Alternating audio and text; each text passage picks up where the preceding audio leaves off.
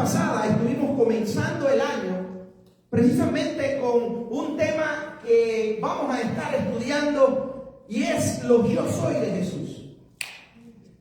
Porque no pudieron venir el domingo pasado. Cuando se escucha un yo soy en la Biblia que tiene conexión con un título divino, con algo que impacta a todo el mundo, eso pues era algo que ningún israelita se atrevía a hacer. ¿Por qué? Porque ya había una historia en la cual Dios se había revelado al ser humano con ese título, con ese nombre. Cuando Moisés le pregunta, y bueno, ahora que voy a ir a liberar al pueblo, ¿quién debo decir que me envía? Y Dios le dice a Moisés, cuando vayan y te preguntan de parte de qué Dios tú vienes, tú le dices que yo soy el que soy, te ha mandado. Qué nombre más raro, ¿verdad? Yo soy el que soy. Bueno, así es como se manifiesta, así es como se nombra, así es como se identifica a Dios al pueblo. Nadie se atrevía a decir yo soy y ponerse un título determinado. ¿Por qué? Porque esas palabras le pertenecían a Dios y nadie quería ser ejecutado por esa razón. Solamente entonces Jesús se atreve a hacerlo porque Jesús es Dios con nosotros. Porque Jesús es Dios en esta tierra, es Dios encarnado. Y Jesús, estuvimos viendo el domingo pasado que menciona una serie de yo soy para el pueblo de Israel y para el mundo que vamos a estar en esta tarde estudiando. El que vimos la semana pasada fue que Jesús dijo, yo soy el pan de vida que descendió del cielo. Y si quiere escuchar un poquito más de Jesús como el pan, el proveedor, el que alimenta nuestra fe y nuestra alma, no solamente en esta tierra, sino aún en la eternidad, entonces vea la predicación del domingo pasado, ya sea en Facebook o en YouTube. Hoy vamos a dedicarnos a Jesús como la luz del mundo.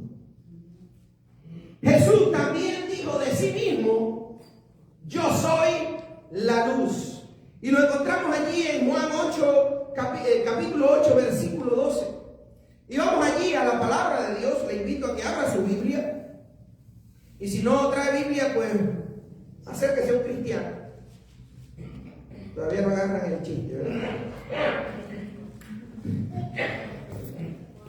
Bueno, ahí en Juan 8, 12 dice, una vez más Jesús se dirigió a la gente y le dijo, yo soy la luz del mundo. El que me sigue no andará en tinieblas, sino que tendrá la luz de la vida. Cuando Jesús dice estas palabras, la dice en un contexto muy interesante al cual tú y yo debemos prestarle atención. Si vemos una historia anterior a esta conversación que Jesús está teniendo con un grupo de personas que fueron allí a mirar lo que estaba pasando. ¿Sabe qué era lo que estaba pasando? Tenían allí a una mujer que había cometido adulterio, es decir, que o había traicionado a su esposo con otro hombre y la agarraron en esa situación, o se había acostado con un hombre casado. Había cometido el pecado de adulterio.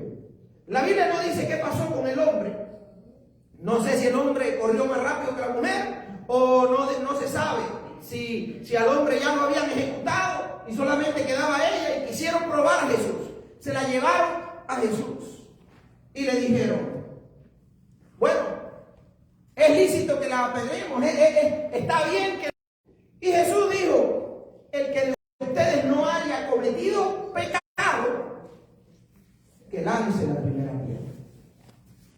Qué interesante, porque Jesús no dijo que no era pecado, porque evidentemente toda la Biblia habla del adulterio como pecado.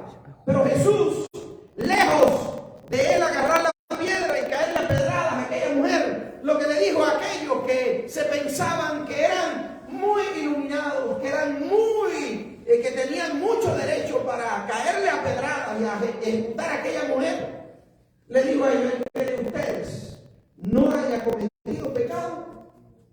Vamos, que empiece a tirar piedras. ¿Saben ustedes lo que pasó, verdad? Ahí, cada quien dejó caer su piedra, dio la espalda y se fue. Aquellos que venían con el ánimo, la intención, o de matar a aquella mujer a pedradas, o de agarrar a Jesús diciendo algo que contradecía la voluntad de Dios, tuvieron que irse humillados por la sabiduría de nuestro Señor. A esta mujer Jesús la ayuda a levantarse y sencillamente le dice: yo tampoco te voy a condenar. Vete y no peques más.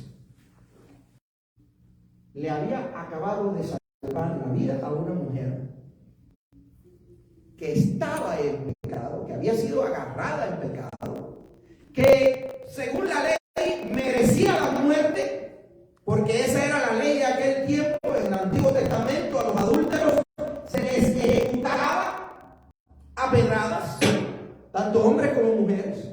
Pero Jesús en esta ocasión está salvando de la consecuencia del pecado a una mujer que merecía la muerte y que por su gracia fue salvada. Cuando él le dice esto a la mujer, siguió conversando con todos aquellos chismosos que habían ido allí a ver cómo le caían a pedradas a aquella mujer.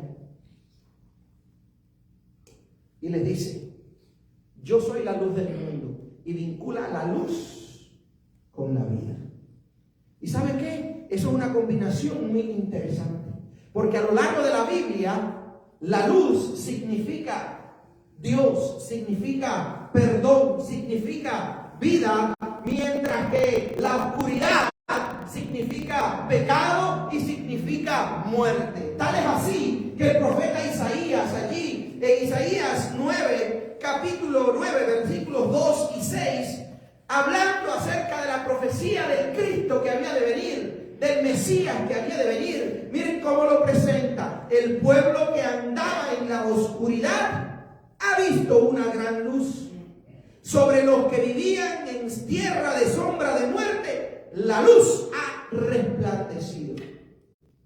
En otras palabras, reconoce que hay oscuridad en el pueblo, tanto en el pueblo de Israel como en todo el mundo. ¿Por qué había oscuridad en la tierra? No era la oscuridad física, era una oscuridad producida por el pecado que llevaba a la muerte. La oscuridad comenzó en el jardín del Edén. Ya yo les he compartido la historia en otras ocasiones. Crea Dios toda la hermosura de esta tierra, crea a Adán y Eva y les dice: pueden comer de todo, menos de este arbolito que está aquí, y de ese arbolito no coman, porque el día que de él coman, ciertamente morirán. Y cuando Eva pues fue, comió y le embutió al otro, y él también comió, ¿qué sucedió? Fueron sentenciados. Y a partir de ese momento comenzaron a morir. E inevitablemente, aunque duraron más años que nosotros, llegó el tiempo en el que murieron. Dios nos creó para que tuviéramos vida y nos creó con el potencial de regenerar vida dentro de nosotros siempre que anduviésemos en su voluntad. Pero el pecado trae muerte y trae también ceguera. El pecado es uno de esos elementos que hace que el ser humano se vuelva torpe. No torpe porque le falte inteligencia, torpe porque se inhabilita de poder hacer la voluntad de Dios, de poder encontrar propósito en su Creador, de poder tener una relación saludable con Dios y tener vida eterna. Entonces, dice Isaías 9:6, porque nos ha nacido un niño, se nos ha concedido un hijo. La soberanía reposará sobre sus hombros y se le dará estos nombres: Consejero admirable, Dios fuerte, Padre eterno, Príncipe de paz. Y esto es precisamente lo que viene a traer Dios a nuestras vidas. Y Jesucristo, como aquel que era la luz que resplandecía en aquel pueblo que estaba en tinieblas, sigue siendo, no solo para el pueblo de Israel, no solo para el tiempo en el que Él caminó sobre esta tierra, sino para ti y para mí. Hoy en día sigue siendo la única esperanza de luz. Solamente en Cristo tú y yo tenemos la posibilidad de tener la luz de Dios en nuestras vidas. Y la luz a veces parece un poco como que no la podemos entender bien, porque nosotros no somos como los cocuyos o aquellas luciérnagas que alumbran, ¿verdad? No somos como esos insectitos, ni tampoco somos una lámpara, pero nos parecemos bastante. La cuestión es que Jesús no es solamente vida, no es solamente luz para iluminar, sino luz para dar vida. ¿Sabe qué? El Señor me está recordando en estos momentos. La vida comienza también o se desarrolla con la luz. Una planta sin luz, sin la luz del sol, no puede desarrollar ni la fotosíntesis ni puede crecer, muere. Tú y yo, sin la luz, perdemos la capacidad de ver. Si andamos en oscuridad, perdemos completamente la capacidad de ver. La luz es significativa para que nuestra vida sea saludable y para que los organismos que Dios creó en esta tierra tengan vida. Miren cómo presenta Juan a Jesús allí en el capítulo 1, los versículos del 4 al 5. Dice, hablando de Jesús, en Él estaba la vida, y la vida era la luz de la humanidad. Esta luz resplandece en las tinieblas, y las tinieblas no han podido extinguirla. Aunque las tinieblas, a causa del pecado, traen oscuridad en nuestras vidas, traen ceguera en nuestros ojos, Cristo es nuestra esperanza de poder ver la vida como es en realidad y de poder hacer la voluntad de Dios y poder ayudar a otros a que vean la vida como Dios verdaderamente la ha creado, con sus buenas y sus malas, con sus altas y sus bajas, y con su realidad no solamente presente, sino también futura. Quien no camina en la luz de Cristo hoy, no tiene salvación mañana. Por eso es que es tan importante. Además de eso, nos dice también Juan en el capítulo 3 algo muy importante. Mira cómo lo presenta. Esta es la causa de la condenación, la causa por la que mucha gente se pierde, la causa por la que muchas personas se van al infierno. Es precisamente por esta razón, la describe Juan aquí, capítulo 3, los versículos del 19 al 21. Esta es la causa de la condenación, que la luz vino al mundo, pero la humanidad prefirió las tinieblas a la luz, porque sus hechos eran perversos.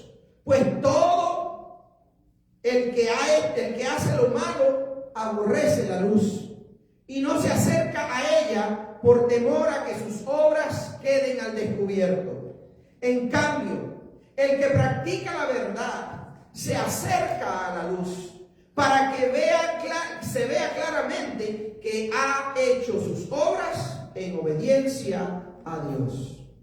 En otras palabras, mis amados hermanos, Jesús no solamente enseña que aquellos que lo rechazan a Él, continúan viviendo en tinieblas y que por ende permanecen en oscuridad y tienen como consecuencia que se pierden la bendición de la vida eterna. Está diciéndonos también que en la manera en que nosotros nos acercamos a Él, nos acercamos entonces a la luz y vemos con claridad entonces cuál es nuestra condición para poder caminar en obediencia a Dios. ¿Sabe qué significa esto? Que aquellos que viven en desobediencia a Cristo están caminando en oscuridad. Que aquellos que viven en oscuridad, pues tampoco tienen salvación. La condenación es esta, que aunque vino la luz al mundo, muchas personas la han rechazado. Pero aquellos que la han recibido y se acercan a ella, tienen entonces salvación en sus vidas y para su familia. La revelación de este punto es que nuestras obras declaran cuánta es la luz de Cristo en nosotros. Y lo podemos ver en cualquiera de nuestras acciones, en cualquiera de nuestras vidas. Podemos darnos cuenta de cuán importante es Dios para nosotros, de acuerdo a cuán obedientes somos a Él. La vida cristiana no es una vida de religión, es una vida de relación con Dios. Pero ¿saben qué? No es una vida de relación entre iguales, es la vida de relación entre el Creador y sus criaturas. Nosotros no somos iguales a Dios, como para determinar lo que nos gusta o no nos gusta de lo que Dios aconseja.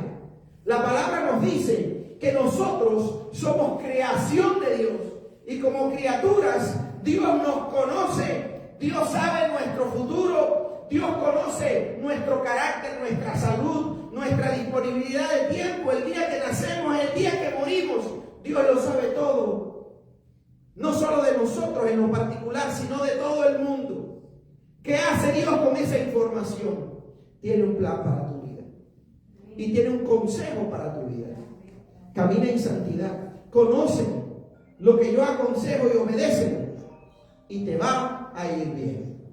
Te va a ir bien porque aunque en esta vida todos vamos a enfrentar problemas, el Señor es quien nos da la victoria.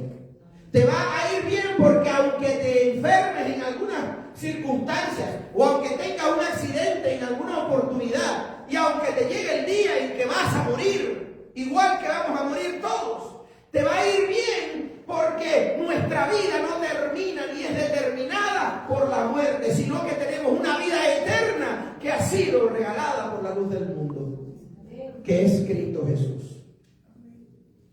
Cuando Cristo murió en la cruz, nos dio la posibilidad no solamente de tener en Él la luz, sino también de ser luz, aún en medio de las tinieblas.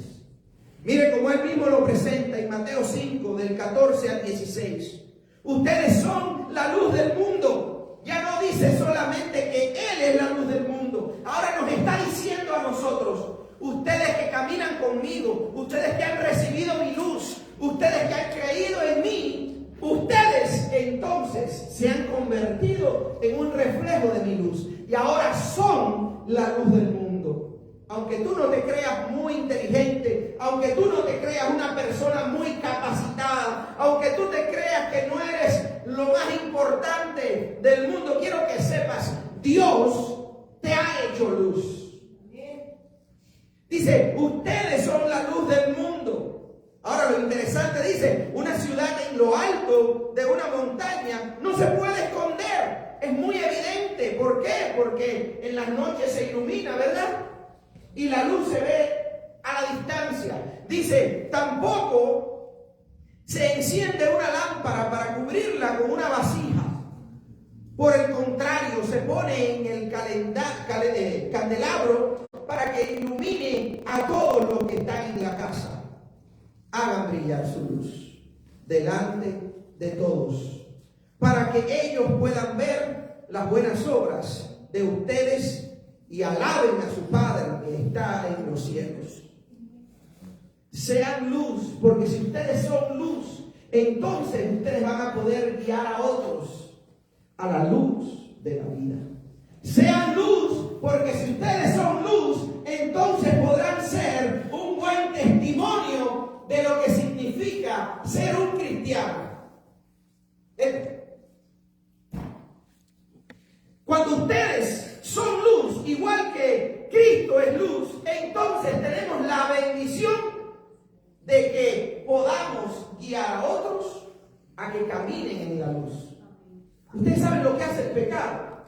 El pecado no nos ata las manos y los pies como para que no podamos hacer nada. Lo que hace el pecado es vendarnos los ojos para que vivamos en oscuridad. Ahora, la cuestión de los ojos vendados es que aún con nuestros ojos vendados, aunque tropezamos, aunque caemos, podemos hacer cosas. ¿Verdad? No se les ha ido la corriente a ustedes en la noche y aún así han podido terminar lo que estaban haciendo. Porque conocen el lugar. El pecado es como una venda en los ojos. Lo interesante de esto es que cuando nuestros ojos están vendados, no podemos tener ni la cara de que lo que estamos haciendo está bien o está mal. Por eso es que nos encontramos mucha gente que no es cristiana y aún así hace cosas buenas. No se los ha encontrado. Gente que no es cristiana y son generosos. Le echaron la mano en un momento de necesidad que usted tenía. Le salvaron la vida quizás. Algunos de estos médicos incrédulos. Pues mira, Dios también los usa. ¿Por qué? Porque cuando uno tiene los ojos vendados, uno puede hacer muchas cosas. Lo que tiene es la imposibilidad de discernir si lo que está haciendo es verdaderamente útil, bueno, saludable, beneficioso o no lo es. Y por eso es que cuando hacen muchas cosas buenas, también hacen muchas cosas malas. Y la palabra de Dios dice: la paga del pecado es muerte. Mas la dádiva, el regalo de Dios es ¿qué? Vida eterna. ¿Y quién? En Cristo Jesús nuestro Señor. Aleluya. Gloria a Dios.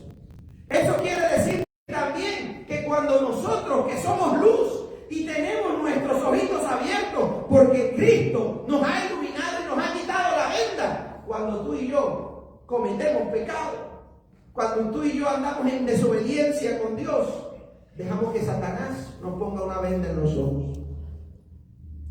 Por eso es que también nos encontramos muchos cristianos que, a pesar de que hacen cosas buenas, también hacen cosas malas. Por eso nos encontramos gente que lleva mucho tiempo en la iglesia y está en adulterio.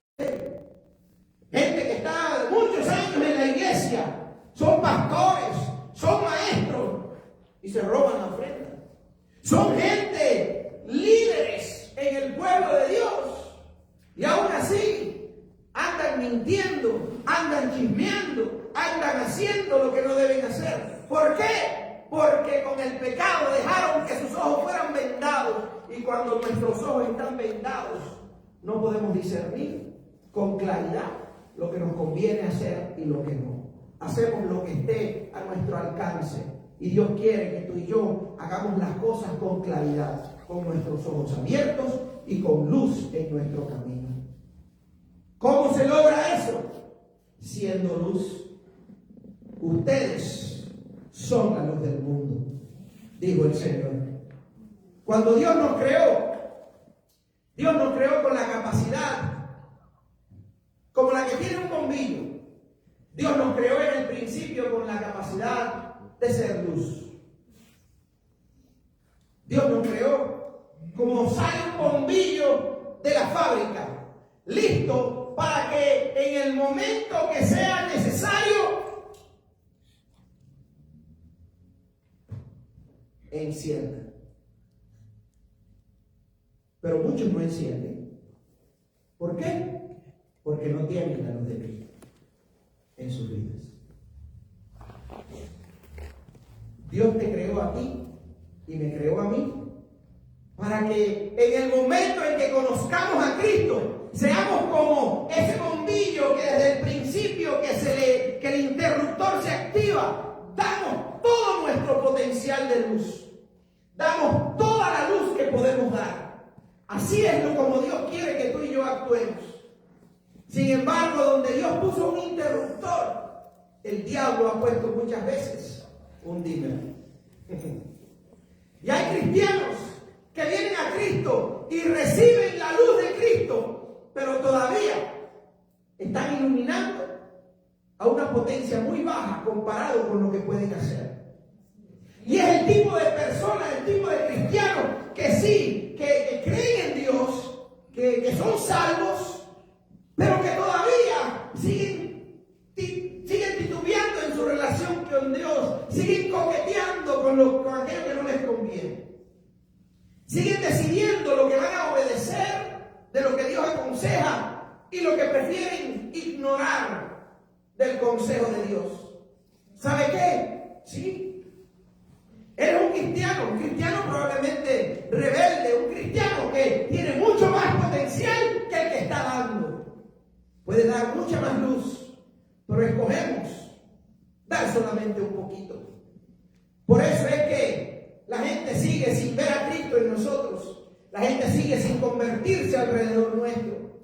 Porque aunque sí damos un poquito de luz, lo básico, lo mínimo para no tropezar o no caer en un gran hueco, seguimos sin iluminar a otros.